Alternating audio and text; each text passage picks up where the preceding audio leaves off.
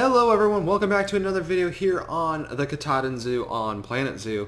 We are getting back into things. We're going to be tackling another project today.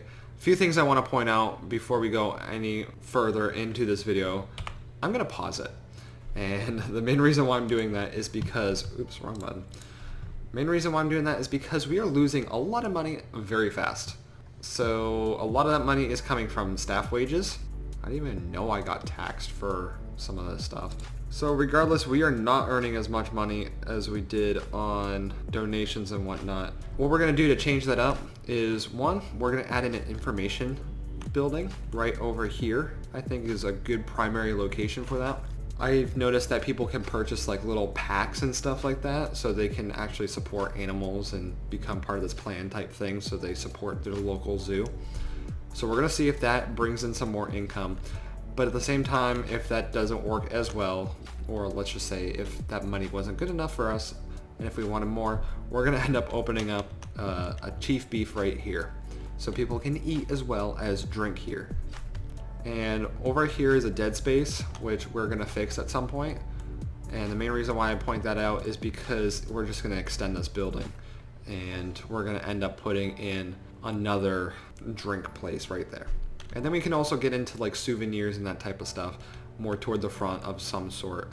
So in today's video, we're really just going to be building our information building along with renovating our staff center here in the middle, because it's a real big eyesore. And hopefully we don't run out of money doing it, because we are running low on money now. Alright, so before I start talking about all the fun stuff that we're about to do here, I do want to mention one thing. And that is, I had a suggestion last video that it was too fast. It was kind of flying by too quickly, so it was hard to see what I was doing exactly. So in this video, we reduced the speed at which we are moving at. But as for what's going on right now, we added a chief beef along with our soda stand. And one thing to mention about that is that you know, after I tested it all out to see how fast we were moving, as for, you know, making money, how the building was operating, it was actually handling a pretty high workload.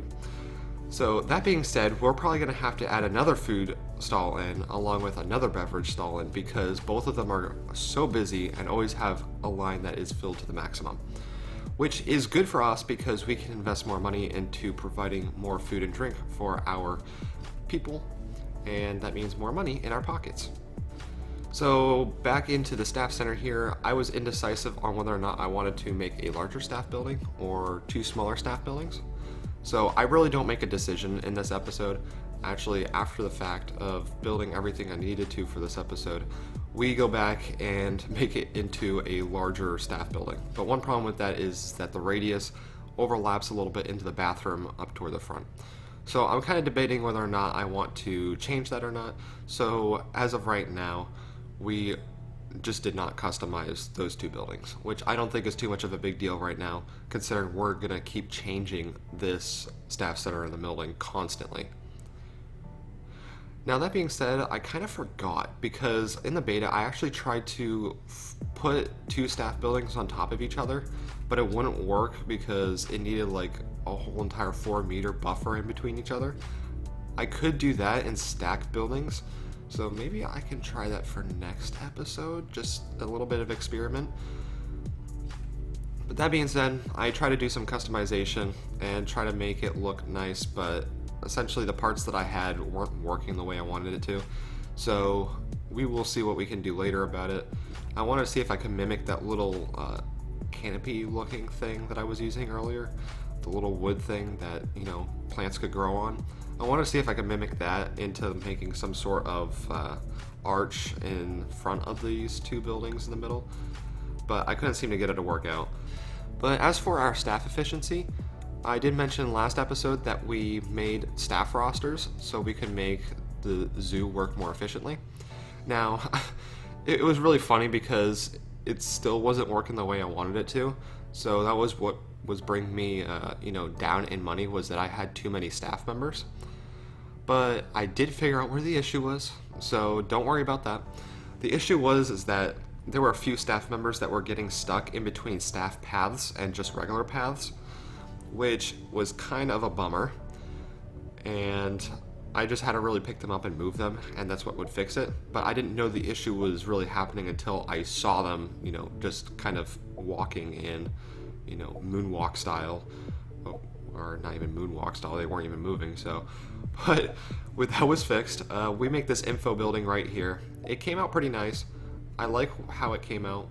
Now, it was obviously a modern building. Everything in here is a modern building, except for simple things like sheds that are more for decorative pieces and temporary holding areas. But anyhow, this building looked a little bit funny, I'll be completely honest, but at the same time it had a little bit of like a charm to it that worked out nicely. You'll know what I mean afterwards, but it looks nice. There's something about it that just kind of looks funny, but it still works out at the end, is what I'm really trying to get at.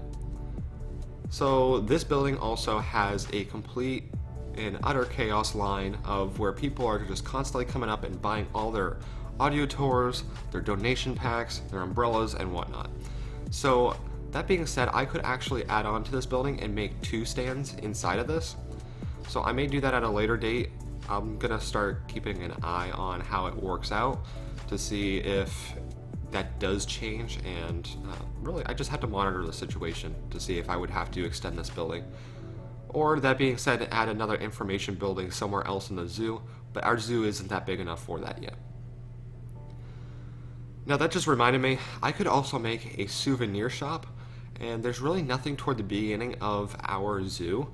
So I'm kind of thinking about whether or not we should add it up there and kind of, add one up there instead of just adding a bunch of greenery, scenery, and all that other fun stuff. We could make it toward the front also. If you guys want to leave me a suggestion on what I should do about that, that would be highly appreciated. Now also about this building, I added a little planter in there with some flowers. I actually thought it looked nice. If you guys don't like it, let me know. But I'm trying something new every time. It's just how it's going. I mean, I'm not the best with building pieces, so I keep trying different things here and there, and I see if they work out. And you guys can let me know if they work out or if they don't work out. So for an example, right here, I see if this works out where, yeah, you just see that didn't work out. And I only have the columns come up a little bit toward the front. So it's all a little bit of an experience. Sorry, I'm still congested, so I may sound a little bit off. But we ended up adding some windows in. See, the thing about these windows are that I don't know if I like how they come out. And I end up leaving the one in the front because it doesn't look that bad. Actually, maybe if I change the tint of the window, it may work better. I don't know, I'll look into that. But as for the planter here, I kind of fix it up a little bit where I kind of put this little fence in. And I thought that made it look a little bit nicer to a certain extent. But yeah, we open up our shop and it instantly gets flooded with just people. So I don't want to extend the prices on there. I don't think it's necessary. I just think the more people we get up there to, buy things, the better. So going back to our front of our Okapi exhibit, or sorry, our Okapi habitat, we end up changing the path because it looked pretty bad. It was very temporary, and I didn't like that, so I want to make both of these habitats operational for viewing purposes. I have not been able to get a female copy for our other habitat, so it's just one guy in there, and I feel bad for him, but hopefully we will get a female in there shortly. It's just taking some time. Now, I don't know how to fill in these little dead spaces in between the little side paths, so where the greenery is, so if you guys have any suggestions on how to fix that or how I should deal with that, please let me know.